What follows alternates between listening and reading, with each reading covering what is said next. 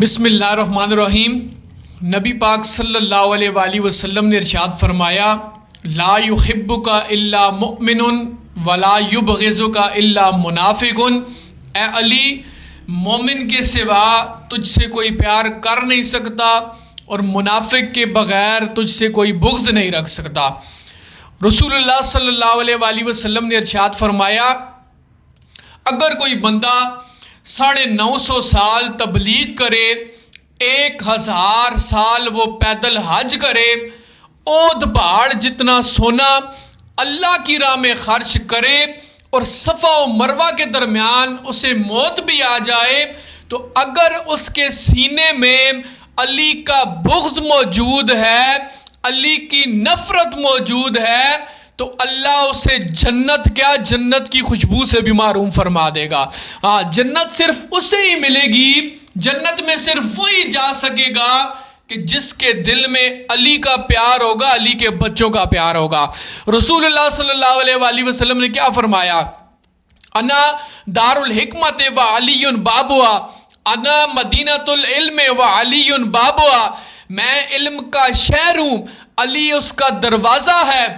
اب جس کو جو بھی چاہے کہ وہ علم حاصل کرے، اگر کوئی علم حاصل کرنا چاہتا ہے تو اسے چاہیے کہ وہ دروازے سے ہوتا ہوا میرے پاس آ جائے۔ رسول اللہ صلی اللہ علیہ وآلہ وسلم کے غلاموں، ایک دفعہ حضرت علی رضی اللہ تعالیٰ عنہ نے ایک گھوڑا منگوایا، اس کی لگام کسوائی، اس کے اوپر زین چڑھائی اور پھر آپ نے اس کے اوپر سواری کی، یعنی اس کے اوپر بیٹھے۔ جو ہی بیٹھے اور دوبارہ آپ واپس نیچے آ گئے۔ صحابہ پاک نے عرض کی، اے امیر المومنین، آپ نے گھوڑا بھی منگوایا ہے تو اس کے اوپر آپ نے سواری کیوں نہیں کی؟ آپ نے کہیں جانا تھا تو آپ کدھر گئے کیوں نہیں ہیں؟ آپ اس کے اوپر بیٹھ کے آپ نے سفر کیوں نہیں کیا؟ تو حضرت علی رضی اللہ تعالیٰ عنہ نے فرمایا کہ رسول اللہ صلی اللہ علیہ وآلہ وسلم کو میں نے ایک دفعہ دیکھا تھا کہ آپ نے بھی گھوڑا منگوایا تھا، اس کی لگام کسوائی تھی، اس کے اوپر زین چڑھائی تھی اور پھر آپ اس کے اوپر سوار ہو کر اسی طرح دوبارہ نیچے آ گئے تھے، تو میں نبی پاک صلی اللہ علیہ وآلہ وسلم کی اس سنت کو ادا کر رہا تھا۔